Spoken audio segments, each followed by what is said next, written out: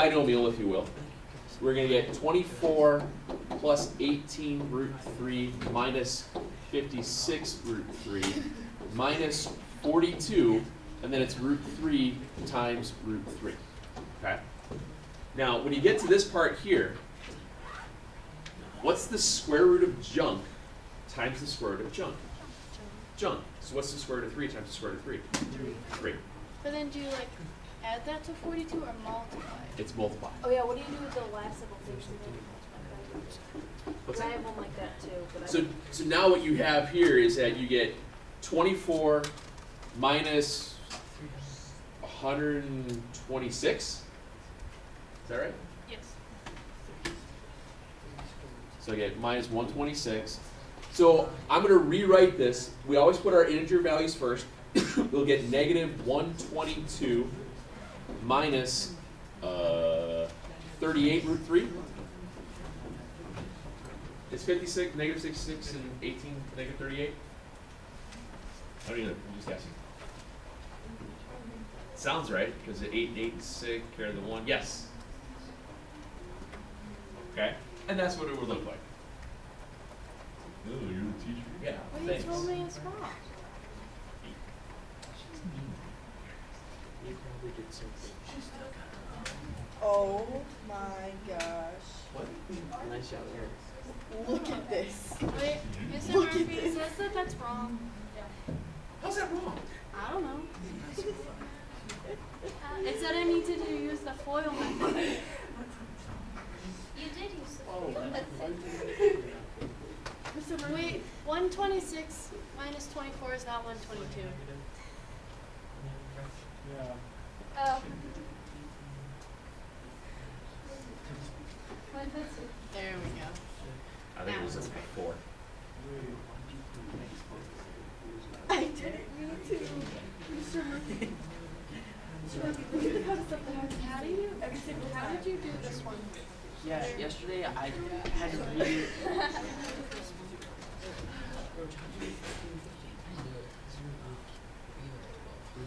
Wait, did you? No, you don't need to start a new page. I did it right. It just like said that it was wrong. Because, do you see why it says that your answer's not correct? Oh! Why does it say the answers are correct? She hit the arrow button to go up to an exponent and left it blank. So it's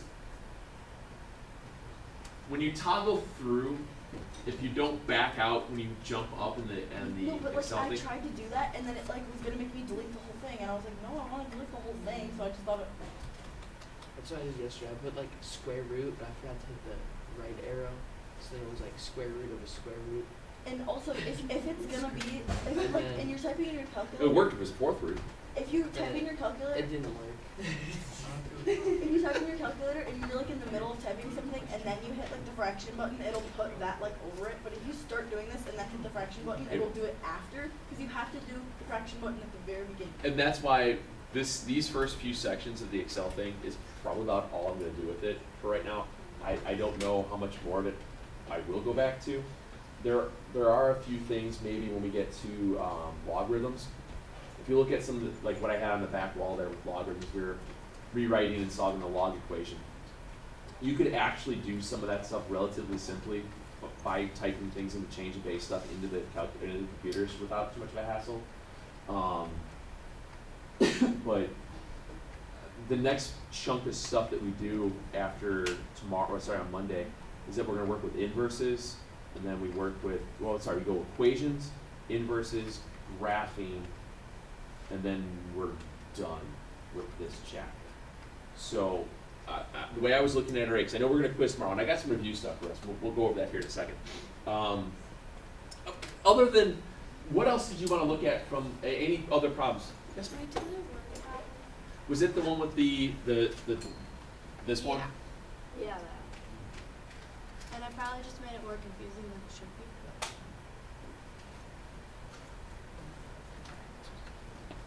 Like my socks.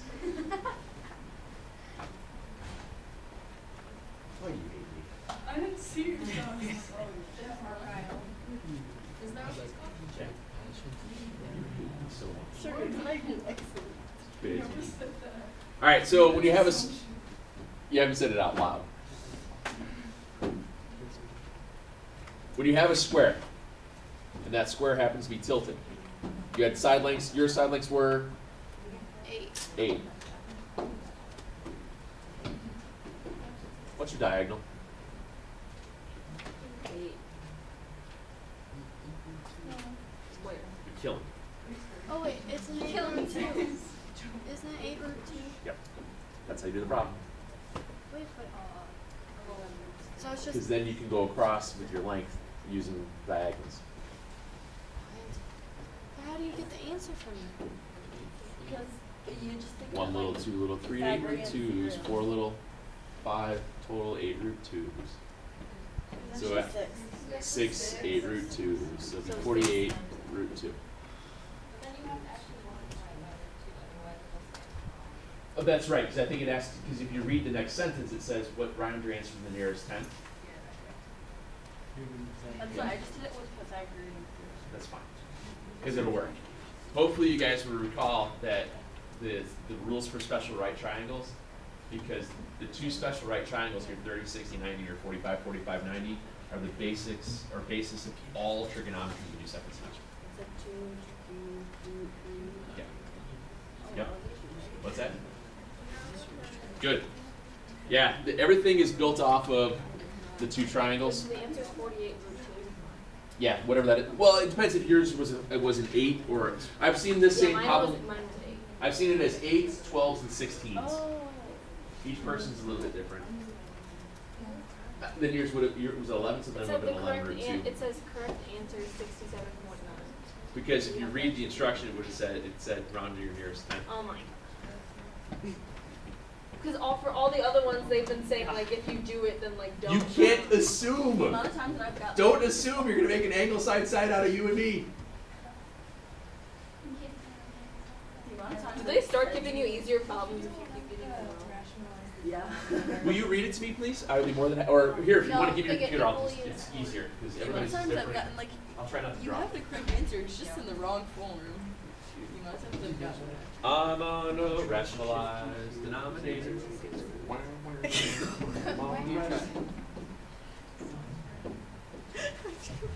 I hate. It didn't work, right? First thing I'm gonna do is simplify what I can. You're welcome. And I'm gonna try and simplify square roots before I do anything, because that way it just keeps my numbers a little bit easier to work with. Square root of 42, I'm gonna see if I can divide it by 4. No. 4, right, round off there. I'm gonna check and see if I can go by 9. Nope, it wasn't one of them. Then we have what? 16? I tried it. Be 16, 32, so that's not going to work, and then 25. So no, square root of 42 cannot be simplified. You okay with that? Someone else asked. All right. 216. Do kind of the same idea. See if I can go with, if I go with 4, if I do a 4 here, we get, I get, what is that, a 5, a 54. So I know that 216 is the square root of 4 times the square root of 54. You okay with that? Which means then I can take the 9 out of it as well. So then I can do square root of 4 is the square root of 9 times the square root of 6. Now there's a couple of ways of going about doing this.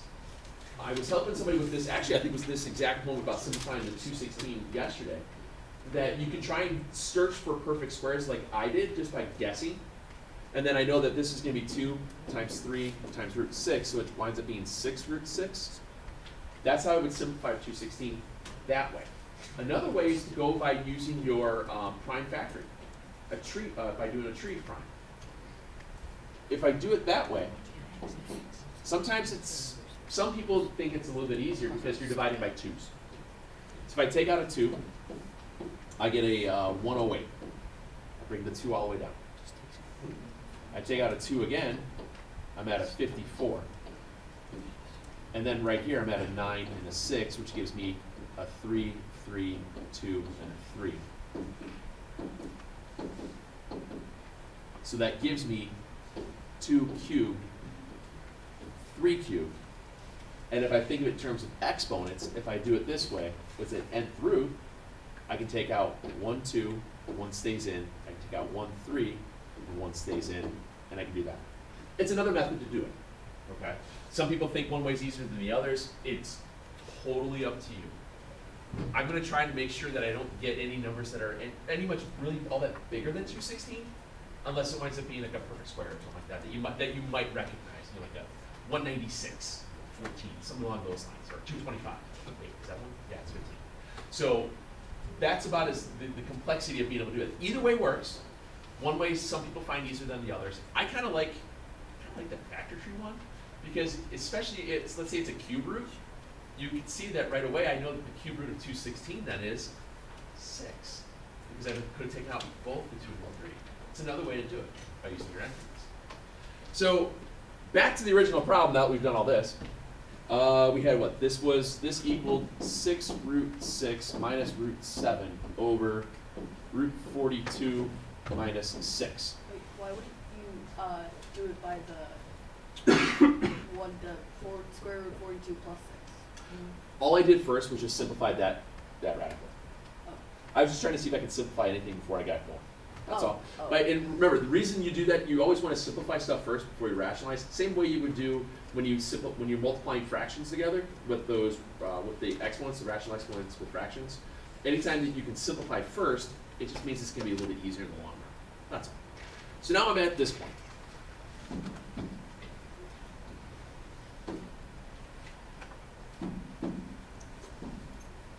And now you're right. I'm just going to multiply top and bottom by the conjugate. Okay. So in doing so with this, the denominator, remember the special patterns. When you have differences of squares, which we've created here, a squared minus b squared is a minus b, a plus b. We have a minus b, a plus b, so that means my denominator is just going to be a squared minus b squared. So all I have to write out here is I'm going to put it on the bottom, 42 minus 36. All right. I'll leave that for right now. I know it's going to equal 6 here in a second, but I have to FOIL out the top. So I have a 6 root 6 times root 42 plus 36 root 6, 6 times the 6 root 6 times this one, minus a root 7 and a root 42, and then minus a 6 root 7. Are we okay with that? What's awful is that you have that root 42.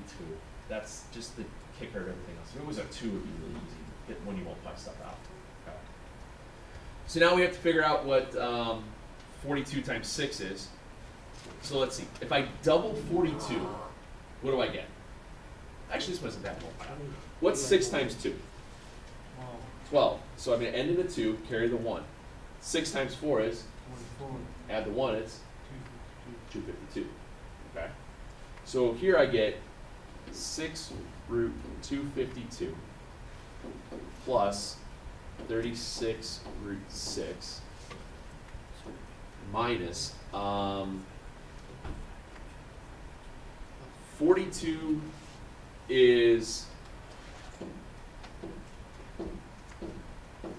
that correct? I'm just rewriting it because I know that if I do it that way, because I knew that it was a 7, root 7 times root 7 is what? 7. So then I have a minus a 7 root 6 minus a 6 root 7. How did I do that? Because I just broke this apart. The root 42 is 7 times 6. I have to multiply root 7 times root 7 times root 6. So what I did is I just made it easier on myself. Instead of having to simplify later, I simplify first, because I recognized that I had 2 sevens. Square root of junk is junk. And then this goes all over 6 And I think the only thing you have to worry about is simplifying that one. 6 root 7.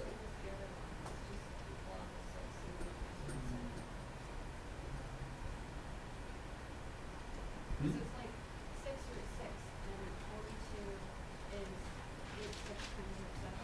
Yeah, I didn't. Thank you. I didn't catch it. I caught it here, and I didn't catch it here. Yes. So here it's 6 root 6 times root 6 times root 7.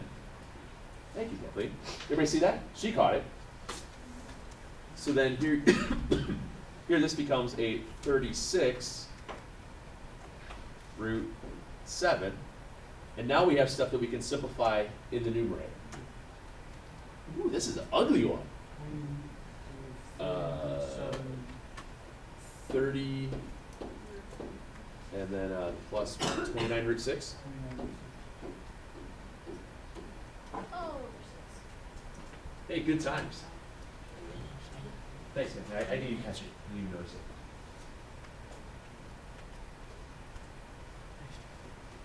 Blech. Please tell me you got it right. I hope it says fantastic for you. Does it ever say like fantastic, or does it say? Yeah. it says Fantastic, fantastic. excellent, Well nice done. job. Well done. I should program it to say stuff to you guys. Sawyer. You're so bad. Got him. Stupid, you How's knucklehead. it feel? It should applaud you. That'd be cool. It had sound effects. You're probably right. But you'd feel really good though.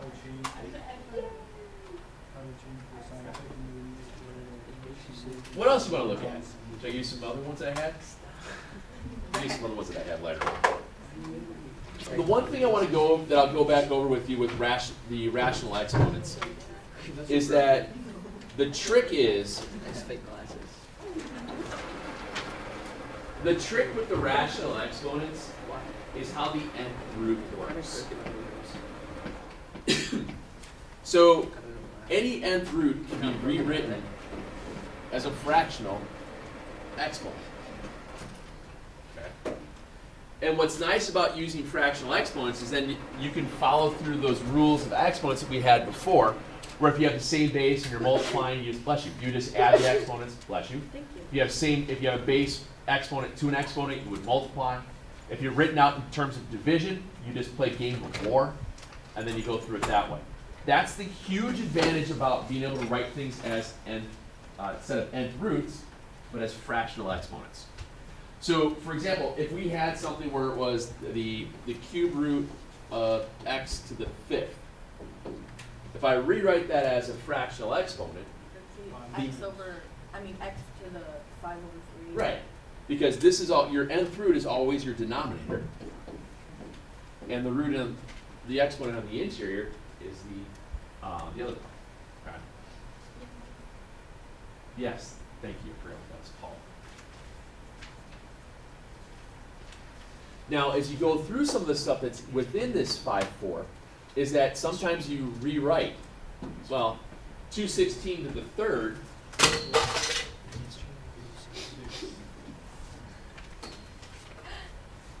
If I just rewrite that as a fraction or as an nth root, it's just the cube root of 216, which is 6. Wait, are we gonna do a lot of like 40 roots? We might. Oh. Break it into square root twice. Like, Fourth root is just a double square root. Like the fourth root of 81. What's the square root of 81? What's the square root of 9? So what's the fourth root of 81? After that, the numbers get too big. You don't really worry too much about it. Like 4s and 5s just get huge. But you look at it this here, this is the reason why when I say square root of junk times the square root of junk, it's junk. Because 7 to the 1/2 times 7 to the 1/2, you look at it, you have the same base, different exponents, which means you just add your exponents. So you get 7 to the 1st, otherwise known as 7. That's why it works when I say square root of junk times the square root of junk is junk.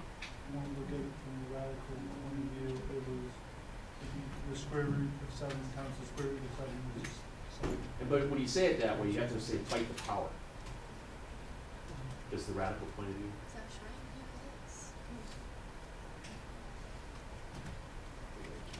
Yes. power again. Ladies and gentlemen, it doesn't get any better. I apologize. Let's see here. And this is what happens then, is that you can take nth root stuff and actually simplify it via fractions then. When you have same base, even though your nth roots are different, you can rewrite and play war. And that's the advantage of being able to write things as fractions. So if I have the fourth root of x cubed, if I rewrite that as a fractional exponent, I'm going to get x to the 3/4. And that's divided by x to the 2/8, which is the otherwise known as 1/4. So it's x to, so it's 3/4 minus 1/4, which is half, which is square root. Yeah, exactly. Can you So- explain that? So this part here, the first step. No, what you just said. Okay. So we're okay that 2/8 simplifies to a fourth, right? So now you have same base, different exponents, and you're dividing. Play war. What's bigger, 3/4 or 1/4? What's 3/4 minus 1/4? Exactly.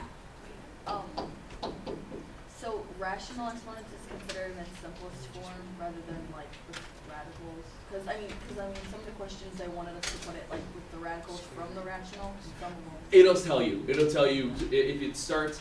If it's usually if you start in radical, you're going to want to finish in radical. That's kind of the regular etiquette version of it. Yeah. Or if it says you can, and sometimes I'll say you can leave it in fractional, like fractional exponents are fine. Or it'll say assume all, it'll say, it's explicit. We'll just say that. It'll tell you if it gives you in radical, you by all means, it's easier to switch to fraction and then go back at the end. So then for this answer, would it be x to the 1/2 or square root of x? If I say leave it in radical form, it would be x to the f, square root of x. And if it doesn't say, is either one fine? Probably. Yeah, exactly. And that's kind of like the variation of where it goes with me, because they're both right. Now, multiple choice stuff on a final, it's pretty obvious which one it would be. Because I would list them all in radical, or I would list them all as fraction. I wouldn't put one of each in there on you. Because that's really neat. You can't fill in 2 bubbles. It's not Russia. What?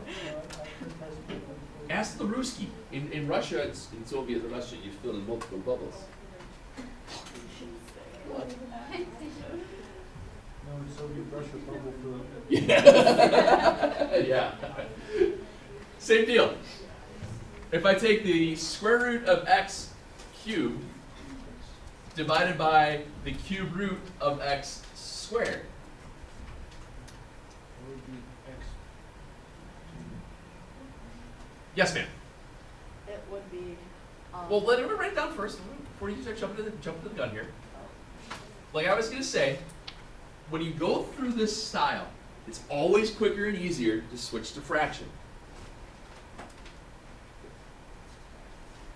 So we get x to the 3/2 over x to the 2/3. What's bigger, 3/2 or 2/3? 3/2. Which means you're going to get x to the 3/2 minus 2/3. So when you're working with fractions, adding or subtracting, what do you have to have? The same denominator. This is an easy one to find. You're going to have it as a 6th. What do you multiply the 2 by to turn it into a 6? What do you multiply the 3 by to turn it into a 6? So you get x to the 3/6, otherwise known as x to the half. Would it be 9 on Or square root of x. Oh, that multiplied by 3? Yeah, thank you. Sorry, it's minus 4. My bad. I accidentally wrote, so it's 5/6. Sorry about that.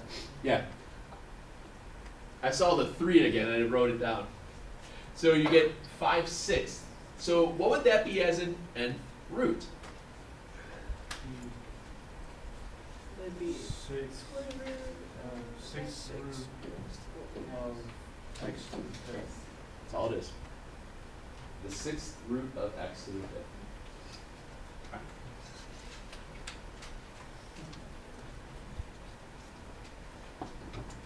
Anything else? Oh yeah, we didn't do this one yet.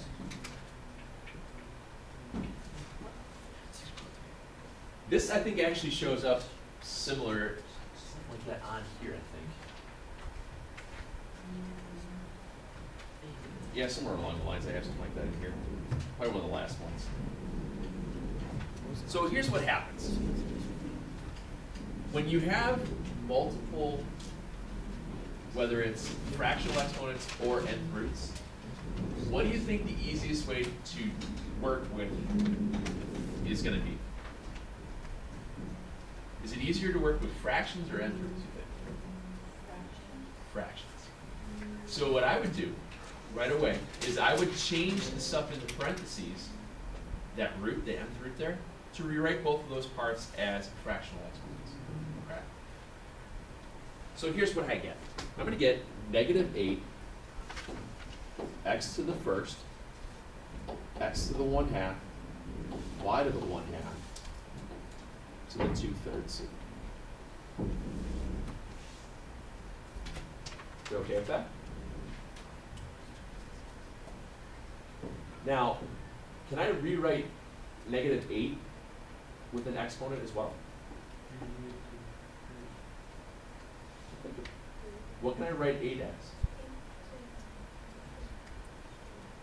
What's the roots of 8? What are the prime factors of 8? 2 cubed, right? So what is it as -8? -2 cubed. So if I do this, if I put the -2 in parentheses, because it's the negative, cubed, isn't that the same thing as -8? I'm just writing 8 as an exponent. I saw 8 and I remembered that 8 is 2, 2, and 2. It's a cube root, it's 2 cubed. I don't have to, but I'm thinking ahead because I saw this 3. That's all. If you don't have to do it, don't worry about it. I'll show you how it works either way. Okay? So now you have a whole bunch of junk raised to an exponent. What do you do to all that junk? Yeah, just multiply those exponents. So what happens here is you're going to get -2 cubed times 2/3. X to the first, well, it becomes x to the first times 2/3. X to the 1/2 times 2/3. Y to the 1/2 times 2/3.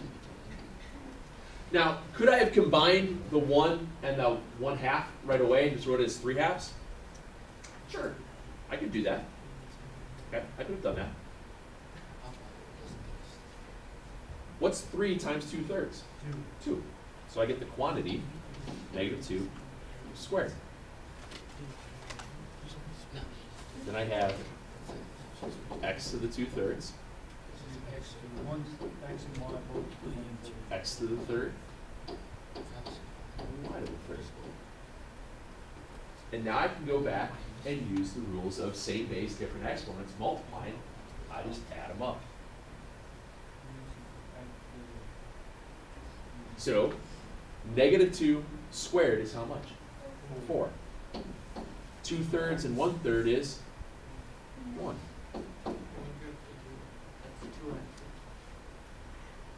Same base, different exponents, just add it. When you had x squared times x cubed, it's not 2x to the 5th, is it?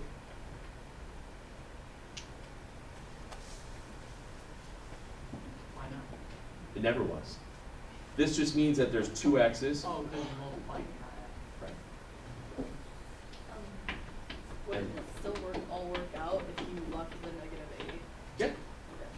Then you would have taken the cube root of -8, got -2, and then squared it, and you still got 4. It still works the same way. And that's how you work with those. You just go step by step. That's it. You use the properties of exponents, which we've done many, many, many times.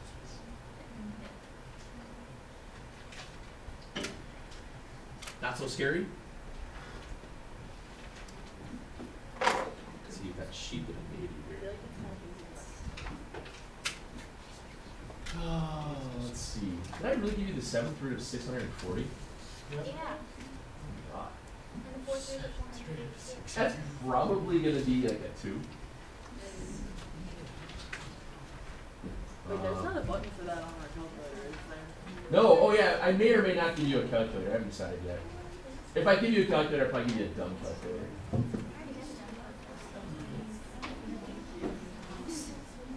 Square root of n. Flip around to flip over to some of the last ones here. Third page. I want to walk you through 20. Oh, this thing is ridiculous. Oh yeah, and if you look at the very back, what's on the very back? Answers. F. It's pretty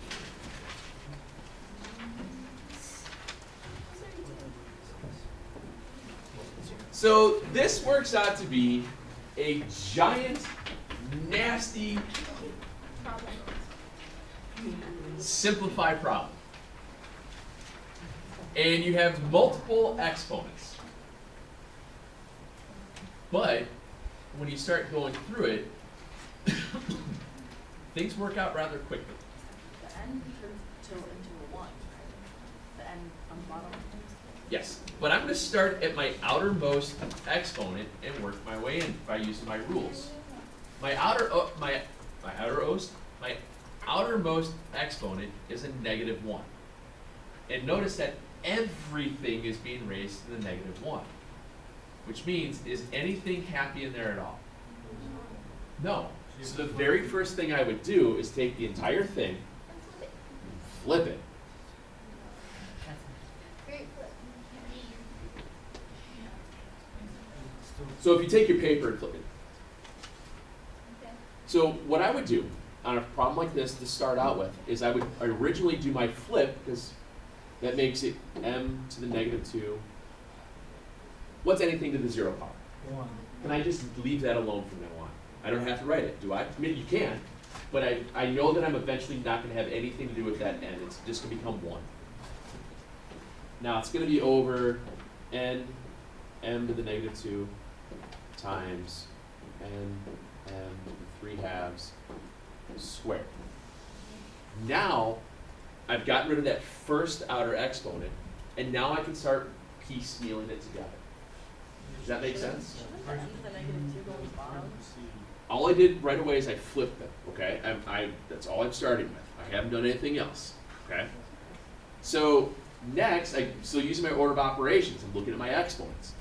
I have to use this outermost exponent, which means this 2 has to be distributed to both these two exponents by multiplying. We okay with that? N squared, n squared. to the -2nd.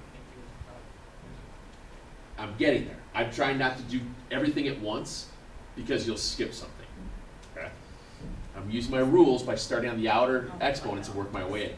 You're not wrong, Trap. You're doing it just fine. Because you're right. It's the same thing above and below. It's okay. So now I'm just rewriting.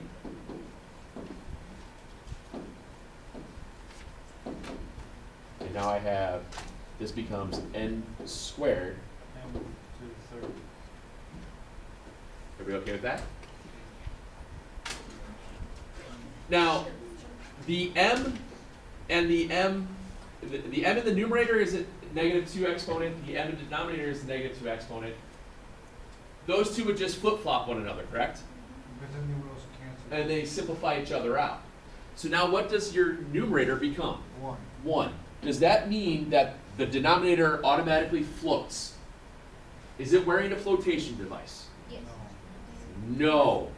Ladies and gentlemen, this is the biggest mistake most students do. When the numerator becomes 1, you automatically think that the denominator is wearing, bless you, a flotation device. It is not wearing a flotation device. It's a strong swimmer. It's going to stay underwater for as long as it needs.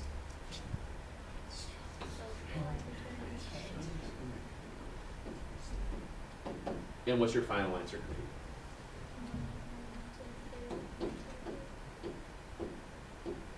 Now, were you wrong, Trap, if you recognize this right away that these two are going to drop out? No. Were we wrong by making this a 1 right away? No. It's not a big deal. But the reason why I was trying to get you guys to focus on working your way in with the exponents, because you're less likely to screw up. That's all. That's the only reason why I was getting at it. That's it. All right. Emma, you were saying something? No. So even though it looks awful, as you break it apart smaller chunks, you're just using your exponent rules. Okay with that? It's exciting, isn't it? I think it's exciting. Exponents are fun. Yeah. What else do you want to look at on here? Yes, ma'am. What else do you want to look at on here, guys? Can you do number 30? Sure. No, I was like, Wait a second, what's that? I looked at 32 and I was like, no way, then I'll just. I think it was cute. And then I looked like, they're both of these answers. And the answer's on the back. If you want to look. Oh, that's right. So not only is this B-O, oh, it says boo. It was there to try to scare you. All right, that becomes a 1. We're okay with that, right? So that becomes a 1. And now as I go to rewrite this, I've got this first chunk in the denominator raised to a negative exponent. Which means I'm just going to take this part and rewrite up top, and I'm going to get a b to the half times a 3/2 b negative 3/2 to the half. Okay? I just moved that first part upward because of the negative exponent. Now I will distribute the exponent. I get AB, and then I get A 3/4, B negative 3/4. Are you okay on that? Power to power, you multiply. Now I have to move that negative exponent.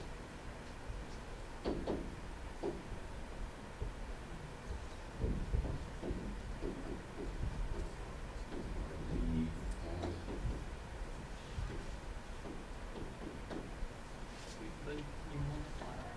You're not multiplying anything yet. No, because you multiply. It's still in the parentheses, so it's still gonna be. Yeah. Everything But the- multiplied. But it is being multiplied, but I can't do it because it's got a negative exponent. So the exponent rules tells me to put it down below. That's all. I just moved it. Just like how we moved it from was below, moved it up. It's still not happy, so you have to move it back. The whole chunk was unhappy. It moved up, it was happy. The half power got distributed, and then still this negative was unhappy, so it got sent back down. It was happier underwater. It was Nemo. Well, like that AB to the half, that has to be distributed. No, it doesn't. AB is not being distributed. Okay. Oh, I see what you're saying. When you're multiplying, doesn't a parenthesis just mean multiply? It's just if you're being simple. It just means multiply. This is still being multiplied in here. Is this the same thing if I wrote, it means the same thing. 3 times 2 times 4 times 2. You're not distributing anything here because there's no plus sign. This is still a multiplication between the two. That's all. You don't need to do that. So that first exponent is a power of 1. Since I have fractional exponents in terms of fourths, what should I rewrite this exponent from the first A as to show as a representation of 1? 4/4, yeah. So now I have same base multiplying, I add my exponents. I get A to the 7/4, and then I have to play war. What's bigger, 3/4 or 1/2? 3/4. We should be able to do that one pretty easily. What's 3/4 minus a half? 1/4.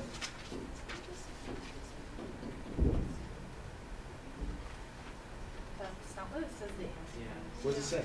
Because I just B, it says B, to the 3/4 and then A to the 7/4 all over. Wait. Oh, you know why? Because then they rationalized it. Because are you allowed to have an nth root in the denominator? Can't. Fractional exponents are also a no-go in denominators. So this is a nice little trick here, because since we're in fractional, how many more fourths do I need to make it a whole? 3. So you multiply top and bottom by 3/4.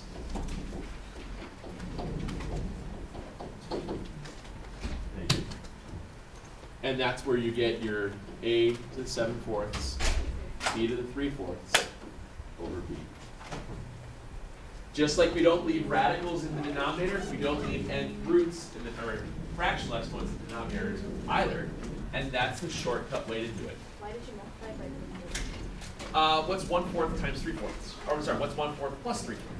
Oh, so you add it? Yeah, because what you're trying to do here is you don't want any fractional exponents, because that's the same thing as saying I have the 4th root of b.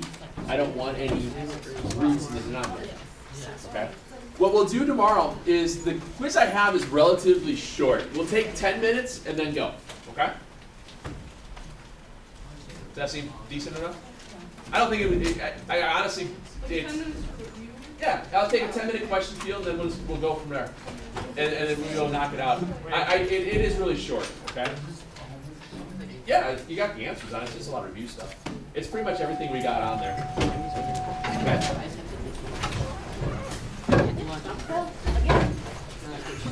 Excuse me. Grab it. You gotta go. Thank you. Thanks, guys. See you tomorrow. When I was doing my homework last night, it was like midnight, and then when I started to like get things right, it didn't change my grade. I'm not going by the grades on those things. Oh, you're not? No, you guys are Okay. doing it. I'm not worried about it, really. Because it was more of an exercise to get you guys to try them and do it. It was like midnight, and then I wasn't changing my grade, so I started